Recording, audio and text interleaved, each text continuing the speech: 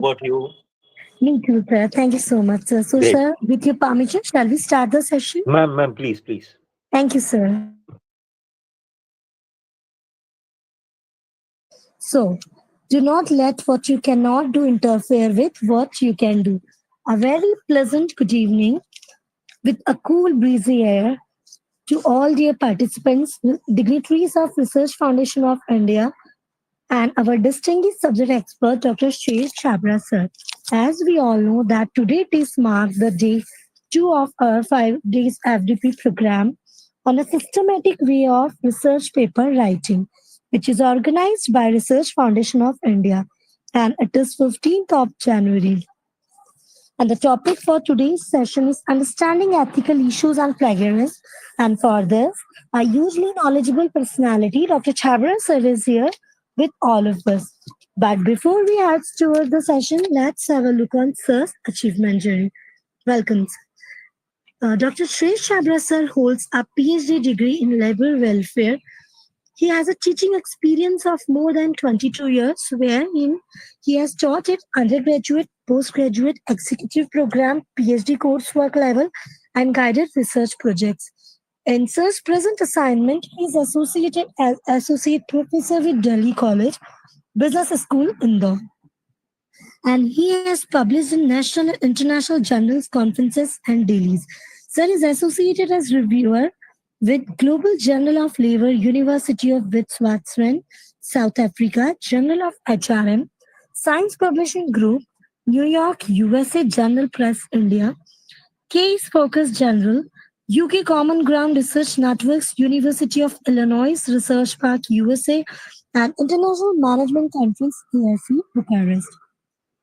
As a member of editorial board, Sir is associated with Annals of Human Resource Management Research, Indonesia, International Journal of Science and Management Studies, Universal Journal of Business and Management, USA, and International Journal of Academic Research and Development. Sir is working as a mentor with the Startup India, a Government of India platform for nurturing and entrepreneurship, be incubation center backed up by Government of Chhattisgarh, and also sorry and also coordinate Indo-Zone Research Foundation of India and member of Asia Research News, IFERP and INSCs. Sir has been session chair in national and international conferences. He has also conducted many MGPs for IMA, MSME, State Electricity Board, police and other corporates as well. Rotary Club, Amateur Business School, EMG, SSM, Trust, and institutes of scholars have also recognized his important efforts and contribution in this area. So, with this, without any more further delay, I feel it's my good honor to invite the exceptional and highly esteemed Dr. Shesh Chabra, sir, renowned for his precision and expertise in his area. So, sir, please welcome. Now, the footprint is yours. Thank you, Nikita, ma'am. Thank you very much for your kind words. A very good evening to all, one and all who are present over here, all my respected colleagues who are present in this session. you know, uh, this is a good timing that, and I must appreciate you on the first thing that, despite of a day's long hard work, you all are here to to engage in your development. So it's it's really hearting. It's really great. It's really appreciated also. So I welcome you all on this session. And before I begin with my things, uh, good evening to all from my RFI family as well. So. One simple one simple idea or one simple request that I would like to make before we start with the session. uh, you can see a hand button over here, so you can you can use this hand toggle. So please use this hand toggle whenever you know feel free to use this hand toggle. Okay, so if you want to say something, if you want to say, if I would like to keep it interactive. not a monologue type of things. I would like to keep it interactive. So please, I will be talking about not trying to. So I would like to talk to you in general ideas about my what has been my experience as a researcher, as a guide, as faculty onto. Uh, so I've taught into PhD course or programs also. So all experiences put together. I would one second please.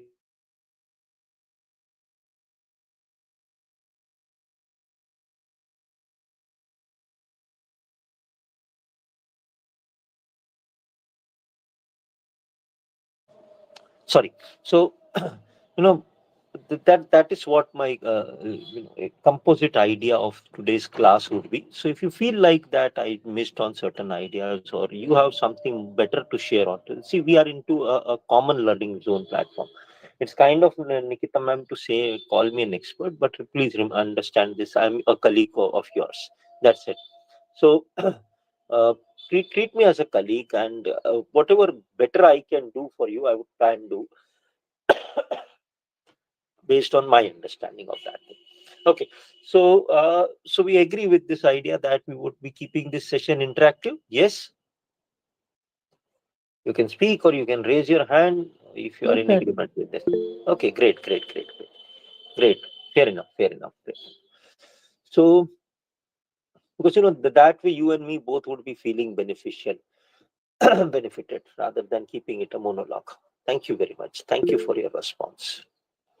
Thank you very much. Okay, so let's start with it. One second, please. Let me share my screen.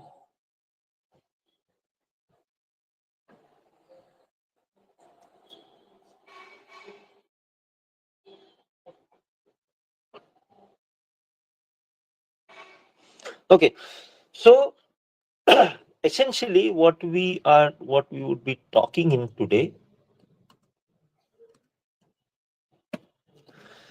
is the idea that, see, whatever we do, okay, whatever research you are doing in whatever area you are doing this research, I'm pretty sure you would whether you are writing a research paper or you are doing your PhD.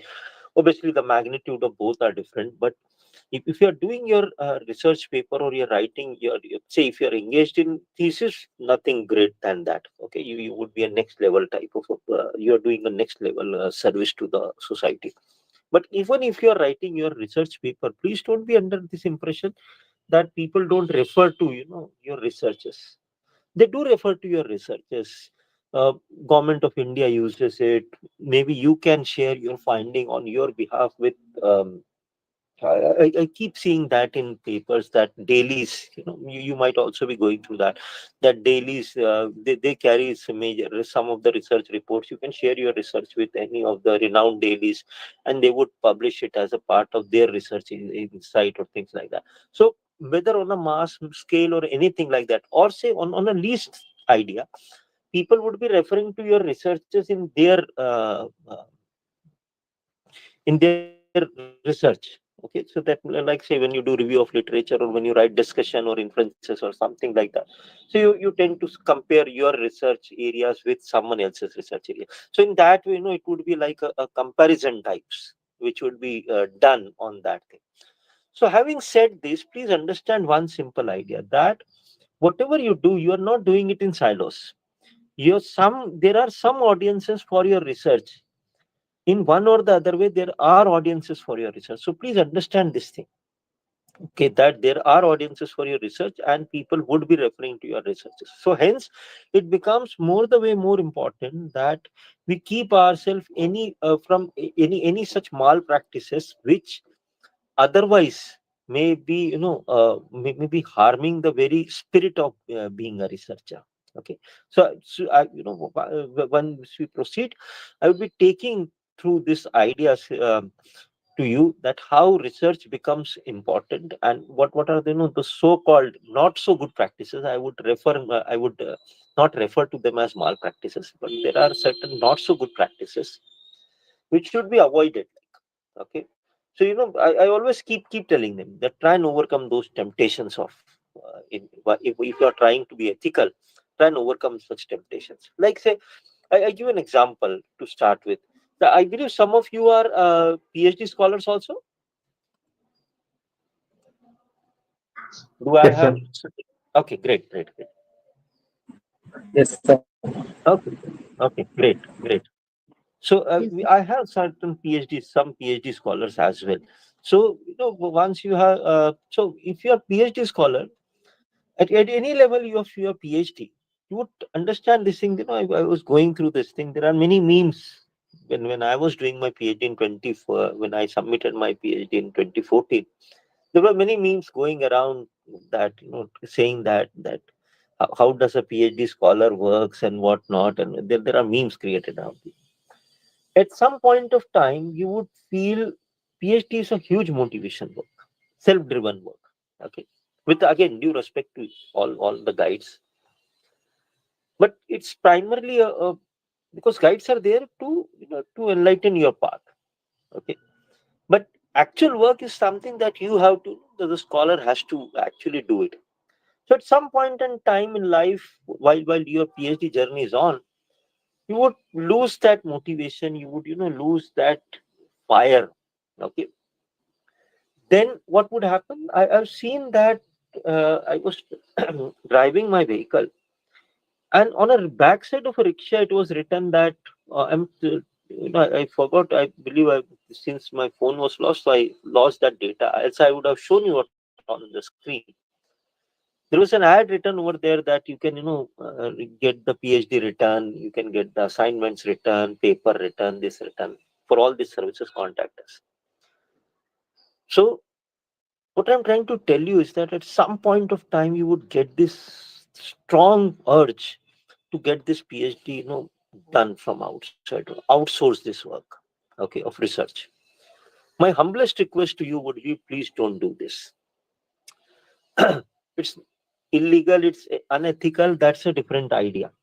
My primary idea telling you is that, see, once you get PhD, irrespective of the subject, okay, once you get a PhD, you are expected to know research. I always keep giving this example that once if you are MA in English, irrespective that if you have read Shakespeare or Wordsworth or whomsoever have you read, people expect you to know better English. People expect you to know, better grammar and things like that. So it becomes an implied, irrespective of that, whether you have done your PhD in any subject, you are expected to know statistics, expected to know quantitative tools, the way research is done, and things like that. That is another point. Third point, why you should be very ethical in that.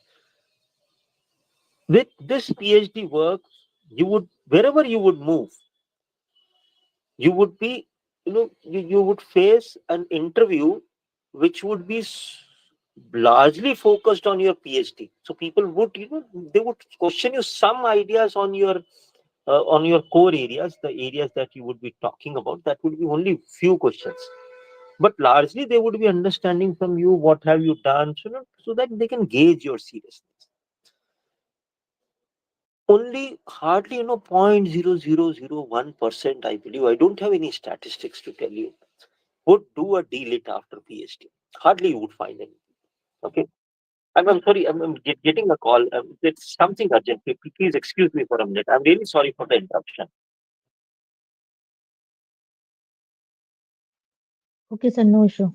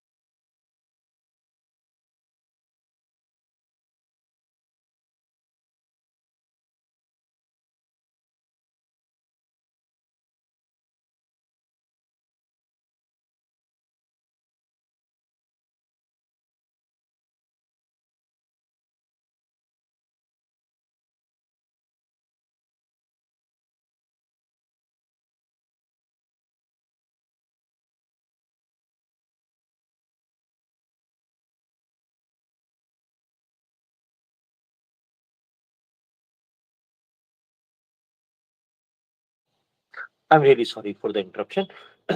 Some official call. Uh, really sorry.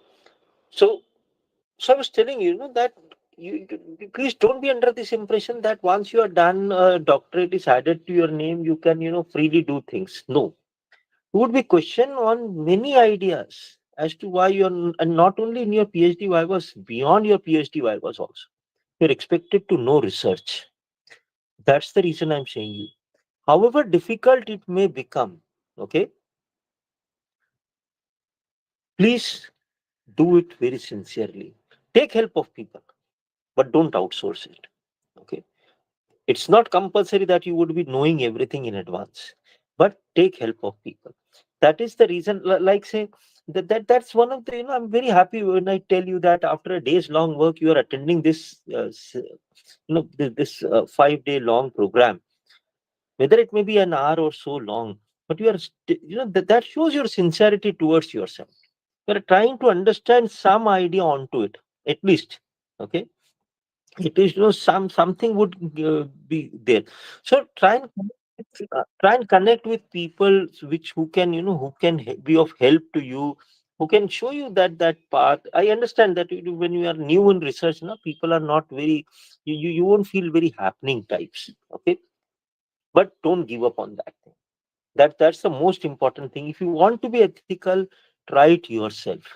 DIY, do it yourself. Please understand this thing. That's the first step, I believe, is where ethics comes in play. Once once you start with your li- journey of research. So these are some of the issues when it comes to ethics and ethical things.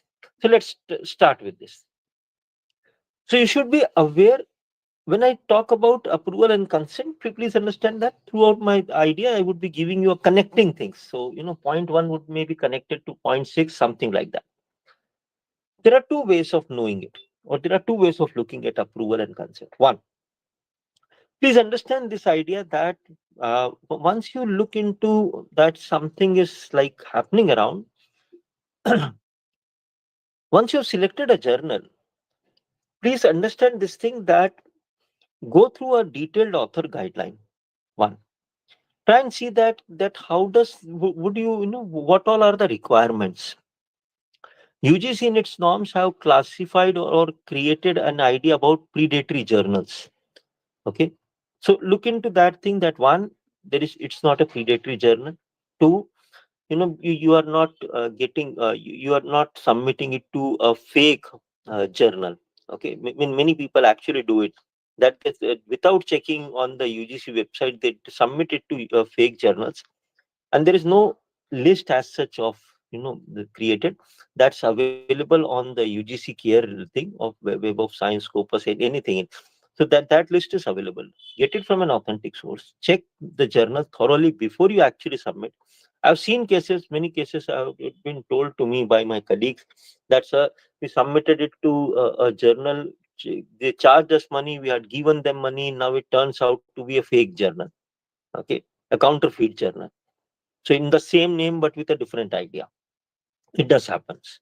So please understand this thing that if some journalist trying to tell you that it's a fast review, things would get easy, and they are trying to agree on many of your things, that means please you should be very cautious about it. It's getting very sugar coated. So anything that is too sweet you must avoid. Okay, for all your health and wealth reason, you must avoid being too sugar, taking too sugary things. So that's that's it. That's the simple idea as to how to avoid a predatory journal. Okay, that's what UGC also says you do. So second thing, please read from it that what would be an average time that they take to publish. If it's not given over there, please email to the editor before you actually submit your manuscript. Please, if you're if you're in a hurry, if you want, say, out of any organizational compulsion, if you want to get it published, say within 3 months, 2 months, whatever the time may be, so please pick and choose such type of if the author guide, whatever the author guideline says, if it is not written what is the average review time that they take, please go ahead and write an email to the editor. Okay, so that towards the end you need not to withdraw it. Please understand that that's what I said. I would be reconnecting those dots later. Okay. Third and most important criteria. Please tell your participants beforehand that what would this study be used for. You write a standard disclaimer that that this study would be used only for academic purposes and this and that. That's a standard disclaimer. Okay. So if I would go beyond one thing and tell you that thing, please understand that you mention it over there that this study is used for academic purposes and it would be published online. Okay. Most of the journals are online now. So if you are publishing it online, so mention it that way. So that if you are unable to gain the trust of participants, you would not be getting right answers. Okay. So they would just tick it, and or uh, the bad part would be they won't get into any type of a survey or any type of a research with you. Okay. Now that would be a real bad problem. Many people tell me that I should get the name, the email. My guide has asked me to get all the names, emails, anything. And the reason why you want to get it, to establish, what I should say, to establish a authenticity type of thing. Agreed. But do you actually feel that? Okay, let me ask you a very simple question. There are again, I believe 60, 65 candidates in this. My colleagues were attending this. How many of you would be agreeing to give me your email ID if I want to do a research? If you can please raise your hand. Okay.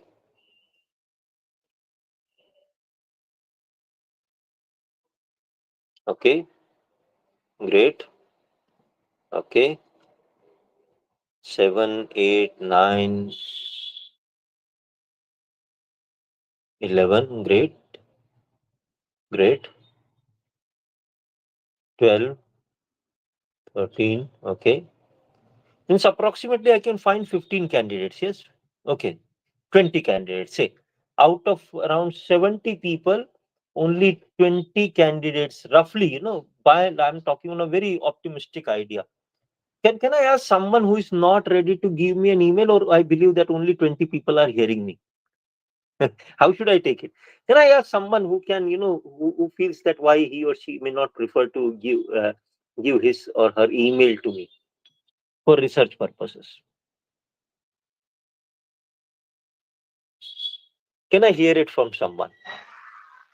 Sir, it all depends on the context. So first of all, we should understand the Mm, study, Kavi sir, and then general study of, say, customer based studies, your preferences of mobile, any general studies. You can take me any general thing. mm. So preferably I don't give it to third party. The reason is, I have seen the experience of sharing the email ID with multiple sources, and then I will end up with getting too many spams and too many calls, and stuff like that. So what I'm trying to say, sir, Agreed, the Kavi sir. personal data is not protected in. That's the reason. Absolutely, absolutely. No, you got my point, Kavi sir. But my guide has asked me, or my people have asked me that I should get an email. Otherwise, they say that, Kavi sir, that you have filled the data, it's sitting at home. What should I do? I hope you got my question. Yes, sir. So probably we need to explain the scenario, the That's what purpose, I'm and saying. then yeah, That's what I'm then saying. maybe we can Tell also yeah. tell Mhm. your absolutely, absolutely. Now my point is, Shivam sir, that if you are not if many of you won't give me an email ID, despite of the fact, at least you know me from another half an hour or so, that I am associated with RFI, I am a professor. All things put together, Nikita ma'am has given a beautiful introduction of mine, thanks to her. But despite of all this, if you're not agreeing on a platform like this, so you can do a hands down, please. Thank you very much for your response. So if you can, if despite of all these things, if you're not say agreeing for this, how would a third person whom I may not know, like, okay, would agree to give an email to me? Remember this thing. So are there any other ways to establish? Yes, there are ways. Go for statistical testing, and go for skewness and kurtosis. They would absolutely tell you that how accurate is this data. Based on the value of skewness and kurtosis, you can very well make a judgment that how accurate is the data. Plus, always obtain a consent from the participants. It's very critical. Uh, I tell you of my own case. I was doing a research on labor welfare. So some of, during my pilot studies, some of the employees, the laborers felt that I am, this research is somehow linked with their organization. I would be taking their data and I would be giving it to the organization. Okay. So I asked them, I have not even written the name of yours. Then he went on to say that, but my organization. So there was something like, so I have to take off that name.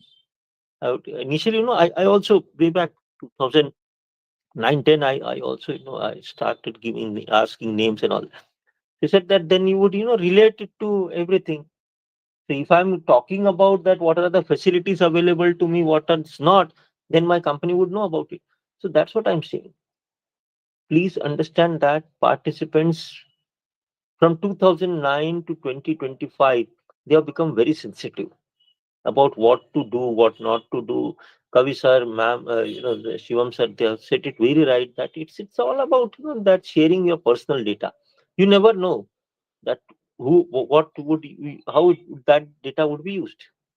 So please refrain from asking such questions which are not you are not putting up to use. I review papers. I see that people, as a part of demographics, they generally ask. Recently, I was reviewing a paper for a journal, and the topic of the research was something like that. How does trust? What are the factors that constitute to employ trust, and how does trust plays a role in the longevity or in the life of an employee? That means how trust determines that um, the extent to which the employee would stay back in the organization. Topic sounds good, everything is good. So he identified the factors of trust, then he went on to identify things. I noticed that he has given, while writing RM, he has given an idea that uh, of income. One of the general, demographic data that we take from people is income. But there was no use except for that thing that, this many, he had done a plain, simple statistical thing that, he has given this many data or this much data of, say, income and things like that. Nothing more than that. That's what I'm asking. Why you are doing this?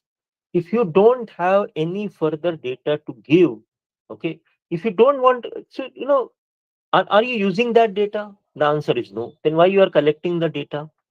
It's a question mark. Don't try to raise such concerns in the mind of the participating things, people. Okay. If you're not, see, as a reviewer, I would question it that if you're not using income as a data, just trying to tell that, how was the income distribution pattern of the employees, what should I do about it? I hope you are getting my point. What should I do about your see? If I'm doing a research on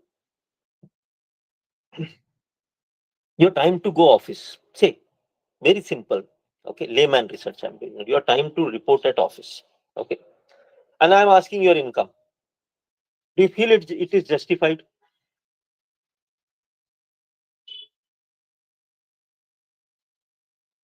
No, sir. Time to report at office and your income, your salary,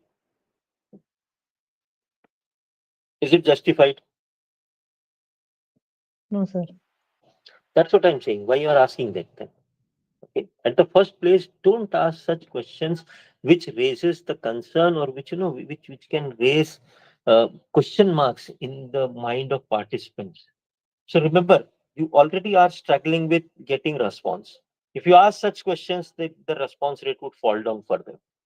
So obtain that disclosure from, tell people that what exactly this research would be like, how would this research use it. I used to go, I used to carry my letter from university, registration letter of PhD from university, to show people that actually I am doing a PhD. Okay, and this data is entirely would be used for PhD.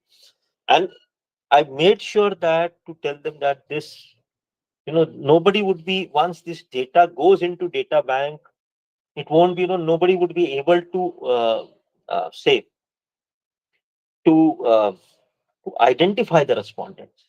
If you can establish that trust, then only please understand that once you establish the trust, only then the respondent would give you almost correct answers, almost, if not all. Okay.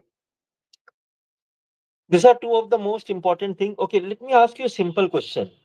Uh, whom you think would get paid better, the permanent worker or a contractual labor?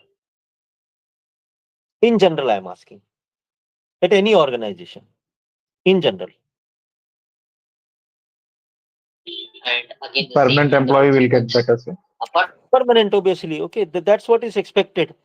What if my research is showing that a temporary worker or a contractual employee is getting either equal or more benefits?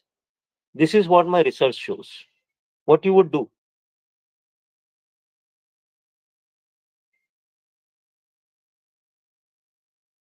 Say, for example, you are the reviewer of this paper.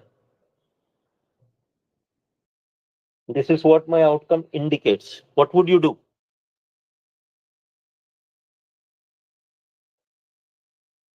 You would question me, yes?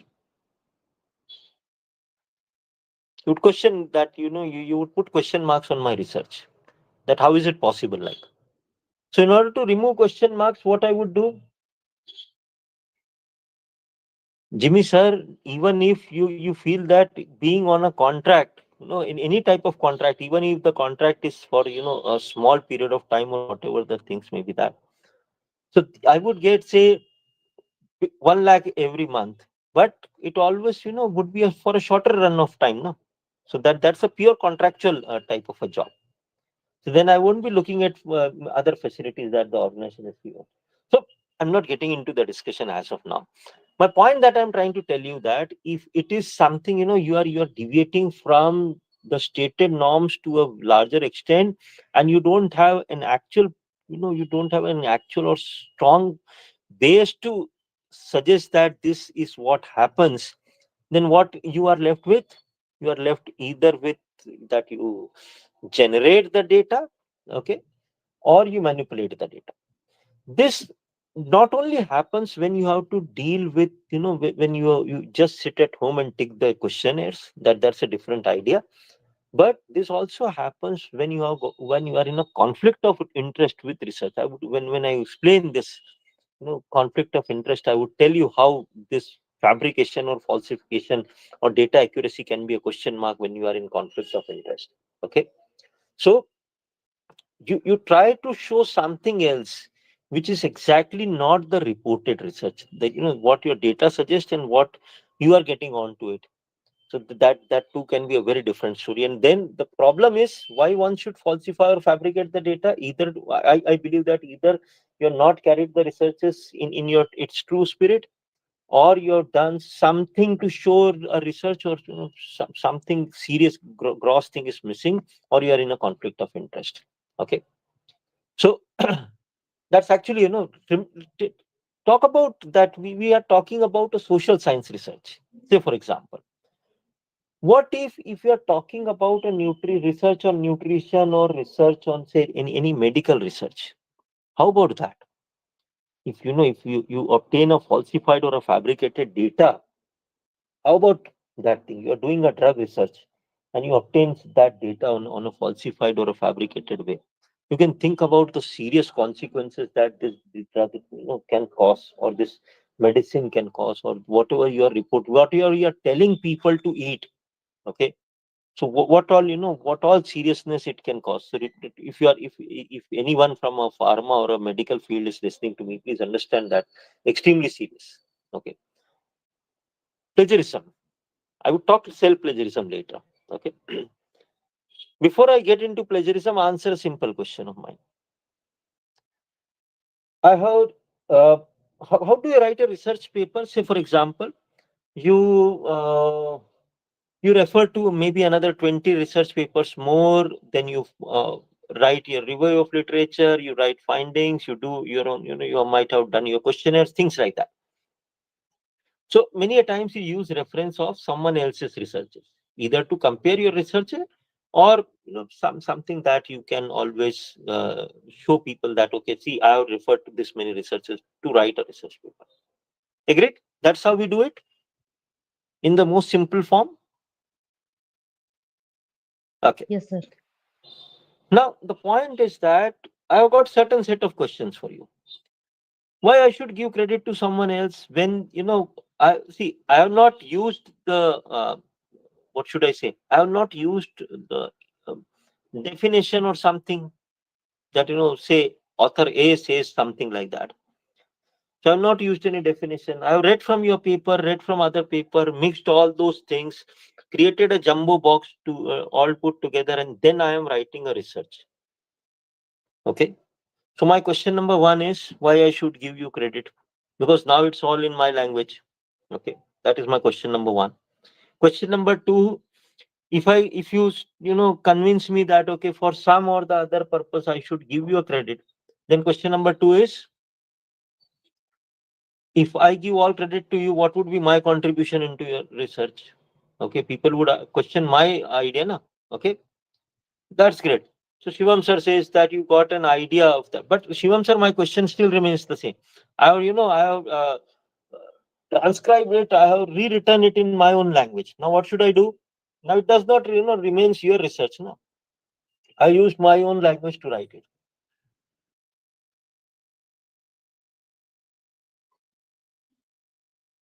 Then why I should give you a credit?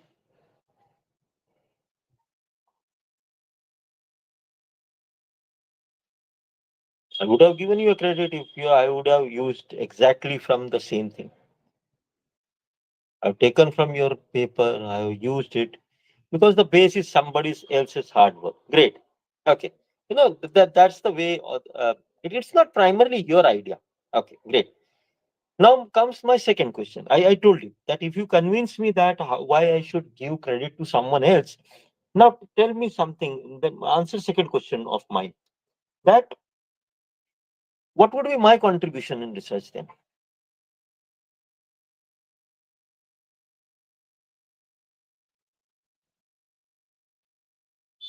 Tomorrow you would say that you have done nothing. You have just copied it from 10 different papers, put it in your words, and you given it to us. What is your contribution?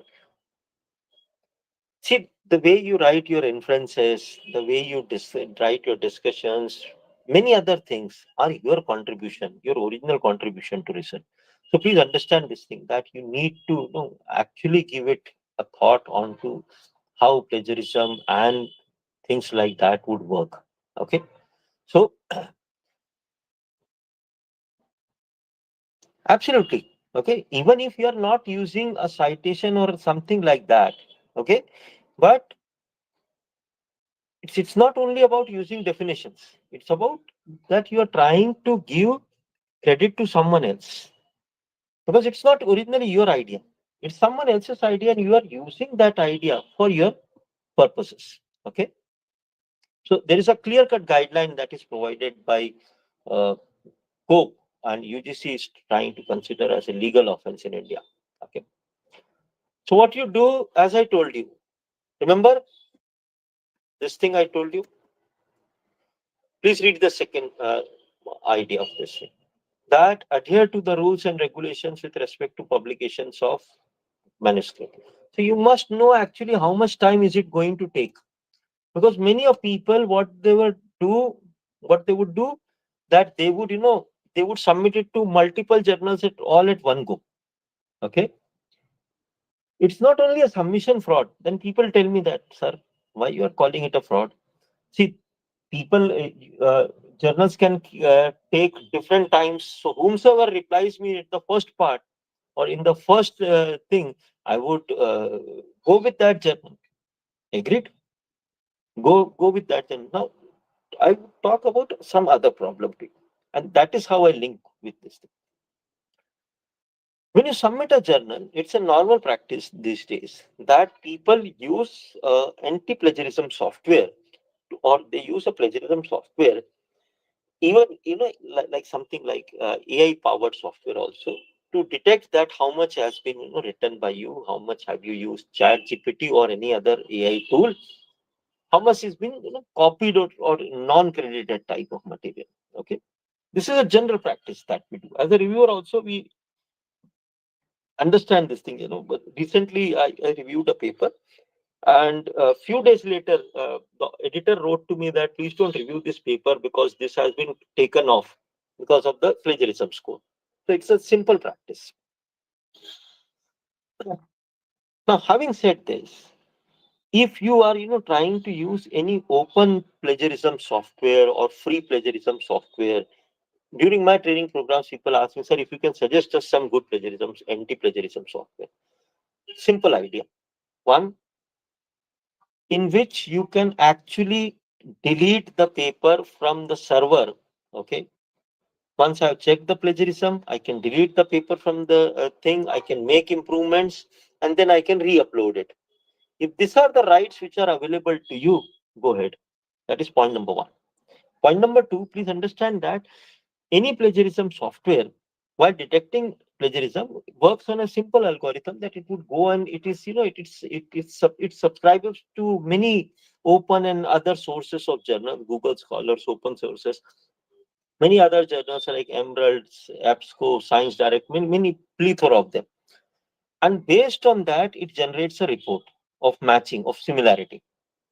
So if you are getting that idea, so please understand this thing. If you cannot delete it, then then your paper is already sitting on someone's server. You submitted it to other journal, then what we would do, if it's subscribed to other journals, then it would go and catch up your paper. What would happen? This is what would create what we were talking over here, self plagiarism. Okay, the chances of getting self plagiarized would be very high. And please be reminded, you would have no other uh, way out but to rewrite the entire paper. That I believe would be a very tedious. So my simple idea is that if you are trying to do this, wait. See, that's the reason I said. Please understand it from editor that how much time on an average does it take to get your paper published. If you can wait for that time, good. Not move on to, don't submit the paper. Give it to someone else. Okay. Now, having said this, uh, now having said this, what would happen? I'm sorry for the those external voices. So having said this, what would happen essentially would be like that. Uh, if you submit it, once you are withdrawing the paper, say I submitted it after editor told me that it would take on an average 3 months. Now it has been 4 months, 5 months that I have not heard anything from the journal editor or anyone. I'm withdrawing the paper. Good, withdraw it. Once you are trying to withdraw it now, then what you can do is write an email to the editor telling him or her that I'm not further interested in getting this paper published for this reasons. If you have checked it for plagiarism, please delete this paper from your server data, because then it should not reflect into my next submission as a self plagiarized content.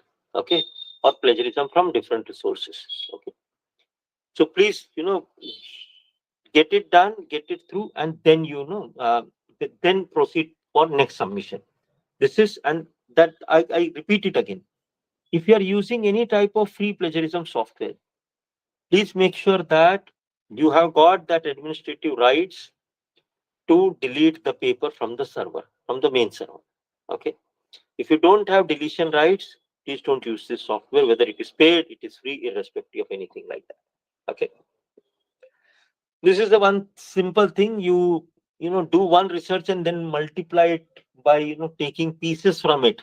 Okay. And publishing it to different papers. Okay, you change the hypothesis, you change the title a bit, a study of consumer preference towards mobile phones. So next time you do it, so you say that brand preference in mobile handsets, a study amongst youth of something like that. Okay, so you're just trying to play smart. UGC has made this guideline very clear that one uh, research, one credit. If you have done a research, very good. Take one credit out of it. Don't try to, take multiple credit out of the same researches. Okay. I do agree that, once you're done your PhD, you can take some part of it, do some refurbishing and publish it as a researcher. That's the idea of that different. But don't try to do this idea that you did research once and then you are using the same research in multiple goes. Okay, by changing something here and there, and that is that is what I'm saying, taking bits and pieces from researchers and combining it to make a research paper. That is what salami slicing definitely would be. Okay, so you're trying to redo the things. Okay, so don't try to redo the similar, you're just trying to play act smart. Okay, you're trying to use same research for different purposes and trying to manipulate that idea. Don't do that, please. Okay, some people cite it, okay, just to increase their indexing, in Google Scholar and other things. Like, cite your paper. I'm not saying that you can't cite your paper. Nowhere it's unethical or illegal, but it should be relevant to what your research is. Okay, if you might have done your research in, say, with an engineering thing, you're quoting it in a so-called management paper that you might have written with one of the management faculties, and you're simply quoting just to improve your H index, I'm really sorry. The chances are that it may harm you more, okay, than it may getting you benefited types. So don't just try to increase your index by adding citations. This is a very important question that you should ask yourself. If you are, you know, a senior colleague, I'm really sorry to say this. If you are a guide, senior colleague, HOD, director of something, many people just would tell you that if you add my name, I know since I know the reviewer, I know the editor, the chances of getting it published would be very high. Okay. Is that what is my real contribution? Okay. Is that is what my real contribution is to become a co-author?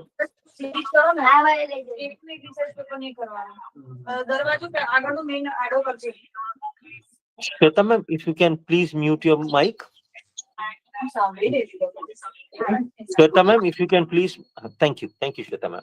So, you must remember this thing. What have you done to actually, become a co-author? What is your contribution? Okay. So please understand this thing.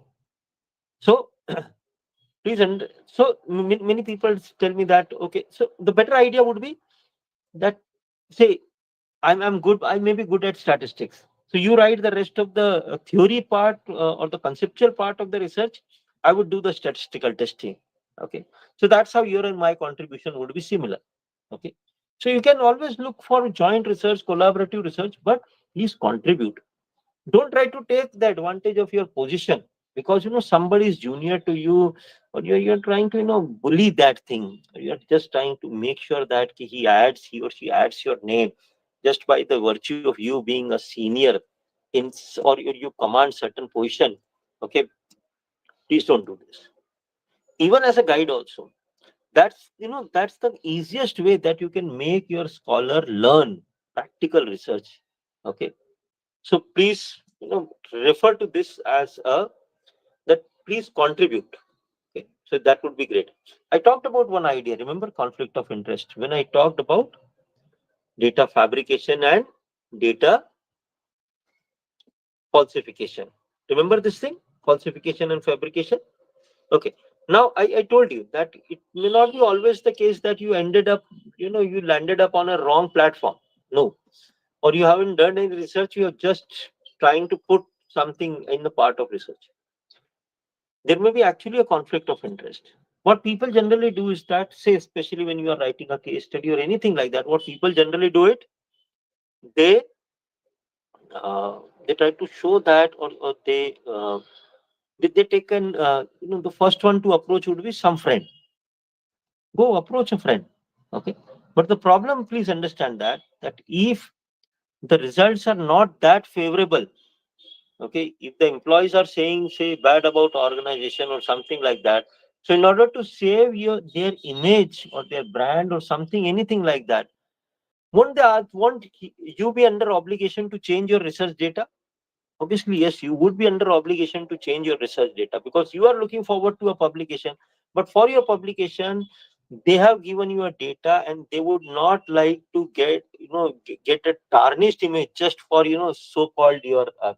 Remember, you're not a investigative journalist. Please understand this thing. You are a researcher. So if you want to do an investigative research, there are other ways to do it. But if you have taken the help from organization and done it, okay, and if the results are very negative, they may like to, that you change something to make it or mild or something make it good on the face.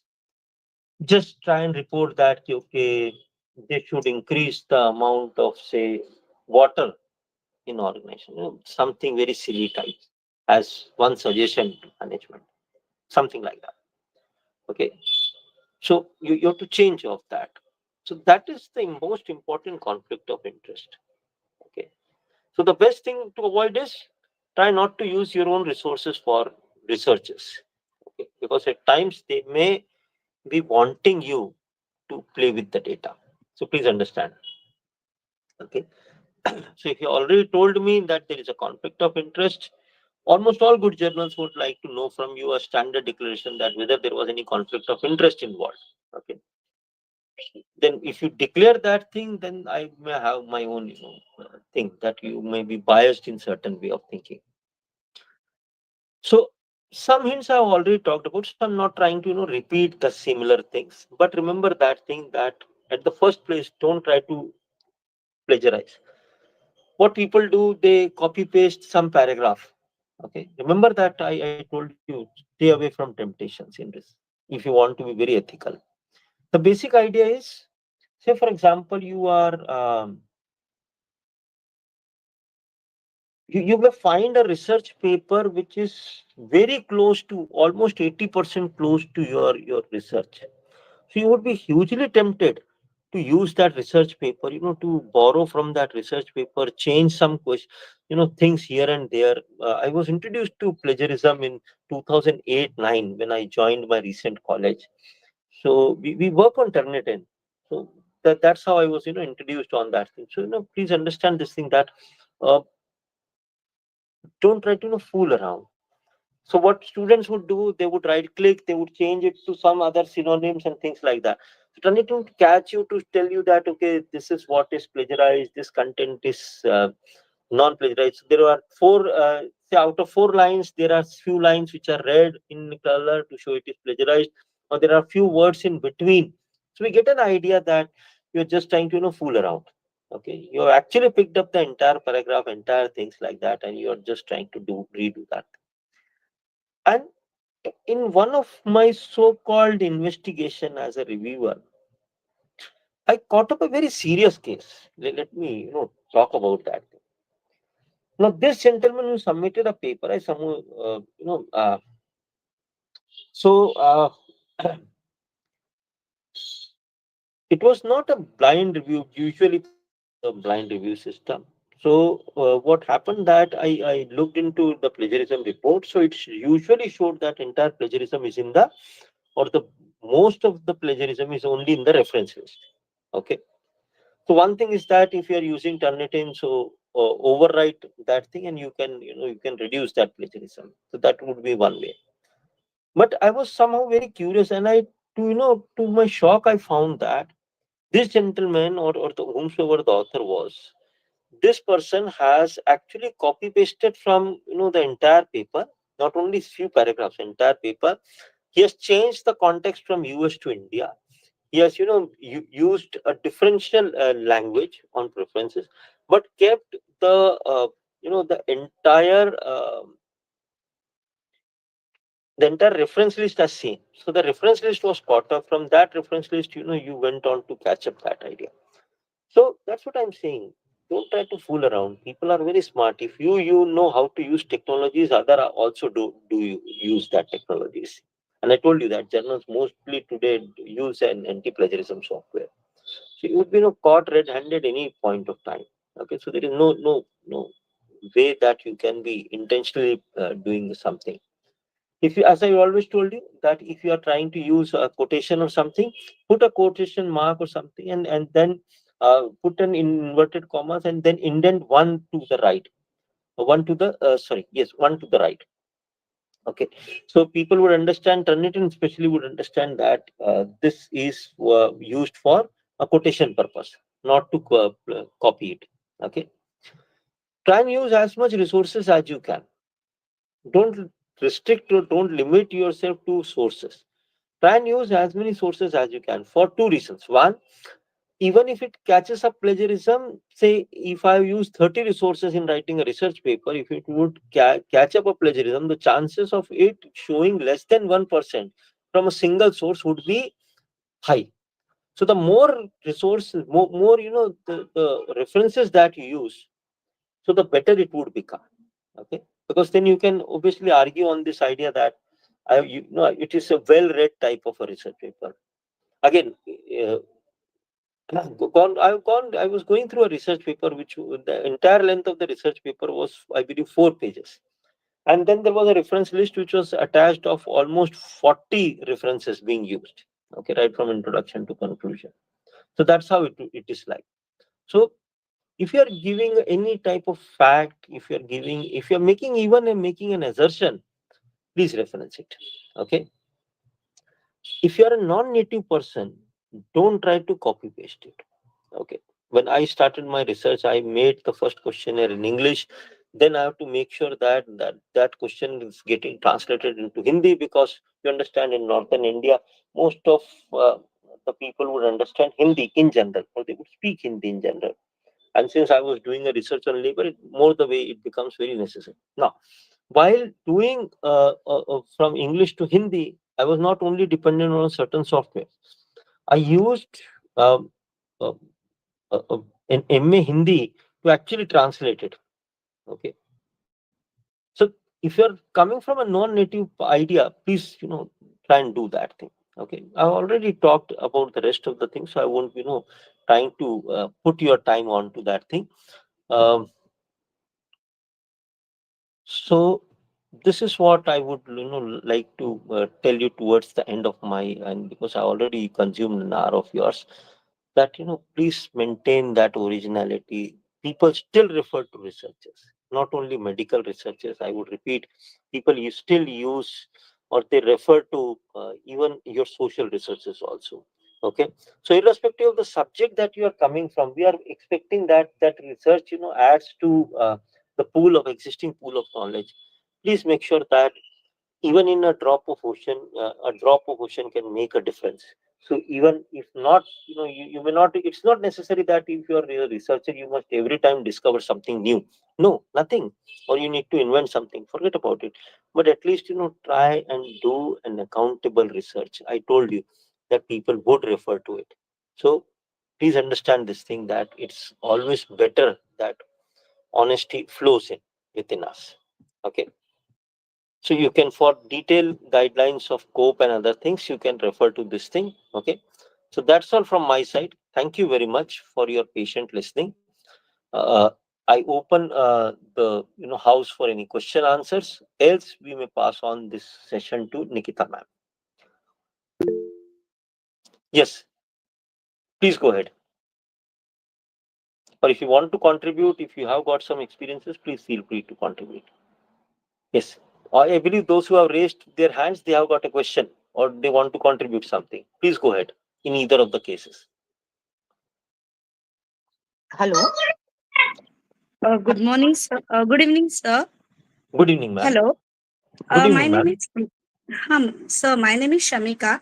Actually, I'm just going to about the research. In that, I found so many AI tools. They given the research paper, ready research paper to the students. When I discuss with the students, students told me, ma'am, is such kind of the AI tool. They prepare the paper and they send to you. Just put your subject. So it's again came under the plagiarism and all. Hello, hello, sir. Obviously, Shamika, ma'am, it would be a case of ethical misconduct and plagiarism for sure. Okay. Let me tell you one thing, that most of this anti-plagiarism software these days are powered by, they can pick up that this part of your research report, or this part of your research paper is taken from any AI tool, whether chat GPT or any one of them. So one more, I have a query about it. Yes, ma'am. Uh, Actually, Blackboard, when students going to prepare for Blackboard, their for Hmm. graduation program, Okay. in that they mostly using a secondary data Hmm. for Hmm. that. Hmm. So Hmm. it is, I think it is, sorry, sir, I just humble now. Sir, it is really useful for them because they came with that all the data, and we always reject them to told them that you're going to find out, but most of the students they are using it. So Hmm. please give me some guidelines to I guide a better way to them. Okay, ma'am. Two things. One, say for example, if you want, that the student should avoid any type of so-called AI tools or so-called secondary research tools. Okay, I would be giving you two ideas onto this. First, my idea number one is that, try and take some type of regular tutorial with them, wherein you are actually intending to ask them that what have they researched till this point. Okay, so once you ask them, on an ongoing basis, they would be compelled to do something or the other. At least most of them would be, if not everyone. Okay, that is point number one. Take a regular feedback, a written feedback, maybe, if possible. Try and design such forms. Okay, point number one.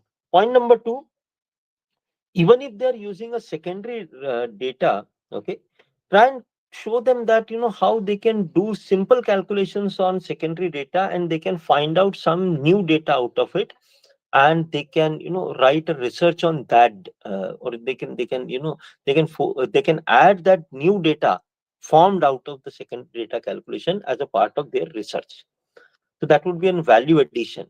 Okay, I've seen papers from that thing, like say, if I give you an example, that say, uh, annually, or after a duration, government of India publishes the labor data. Okay, so I've seen research papers which are essentially based on this review, labor things, or any other data based on which government of India publishes, or any state government publishes, based on, say, maybe, say, census, or in any other thing. You add certain calculations, you subtract, divide by something within the data which is available to you, to find out a new type of a data, and based on that data you can write the entire research. Okay, so that's how, even a secondary data can be made more meaningful or more contextualized when it comes to research. Or you can give a new flavor to that secondary existing data by doing some of your calculations into that data, obviously the meaningful calculations. So I hope, Shamika ma'am, I have answered you. uh, yes sir, thank you so much. Thank you, ma'am. Yes, somebody else's hand is raised. Hello, Yes, ma'am, please go ahead. sir. Good evening, sir. Thank you Good for evening, such a ma'am. nice presentation. Sir, I have two questions. Yes, Like please, ma'am. most of the times when we are working in colleges, we do not have much scope for doing research because so many facilities are lacking. So True, most of the true. times we make smaller researches that we can do some small data collections and we present them in the conferences. Conferences. So my first question is, can we present a review or some meta-analysis in these conferences? Absolutely, yes, you can. You can even get it published, ma'am. Okay, sir. So whatever we have presented, any research work in the conferences, can we Absolutely. publish it with the same title that we presented it Yes, in the? yes, absolutely. Because I told you that, submission, that's not a submission fraud. That you have presented it in a conference. There were some question answers. You improve on based on that thing, that feedback, and then go ahead and submit it. Even if Means you don't want to, even if you don't want to improve over it, you want to, if that was a good paper, go ahead and submit it. That's it. Because you have only presented it in the conference. You have not, published it in the conference. okay, It's and we okay. can use the same title also. Absolutely, absolutely, you can. Okay, thank you, sir. Thank you, ma'am. Thank you very much. Yes. Anyone? Any other question? Okay. Thank you very much. Thank you for being a great audience. I hope I was able to make some I was able to do some justice to your time that you have invested with us. That's that's the most precious thing, because I always keep you reminded, especially all the um, okay, Shivam Shukla sir is asking me something. Let me answer that thing, and then I would hand it over. Uh, Sir, how a researcher can be a reviewer in others' research papers and how it is helpful? Okay, Shivam sir, you are asking about that, how you can become a reviewer. Is that so? Yes. Okay, fair enough. So what you can do is that simple thing that you can make. I will tell you two ways. Okay. One, you can actually use a cold call method types. Okay, that you can present. You can send your profile and you can present yourself that you want to be actually engaged in a review work. So you can present yourself as a cold call. You can send email to all the editors. If you visit some of the journals, they would tell you that we are looking forward to reviewers. So there is an authentic way of doing that also, if you're not interested in a cold call way, or if you are linked with some of the research groups. uh, so some papers, some editors would be in the research groups, in what research WhatsApp group, and they would be asking that if somebody is interested in that thing. So you can always add that thing that, okay, I'm a reviewer in this and this journal. That is point number one. So that would that would give you further points, credit points. Plus, that always gives you the other side of the story of the what you can become a better researcher with your review experience. So that, put all this together, that would help you in your career further. Especially when if you are wanting to becoming a guide in your some point of career, that would obviously be an added experience to your profile, real life experience to your profile of reviewing papers. I feel that. Okay. Thank you, Shivam sir. So, any further questions? Over to you, Nikita ma'am. And I believe we can end this session with this question answers. So, thank you very much. Thank you, RFI. Thank you, Ajay Jain sir, Saurabh sir, everyone. So, thank you Thank you, for sir. It was really informative, sir. thank you, Mithun sir. So kind of you having said this.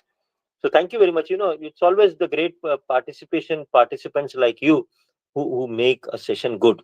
Okay, so thank you very much for being a great participant.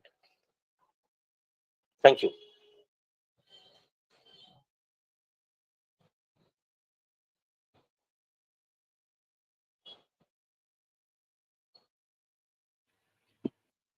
Thank you, everyone.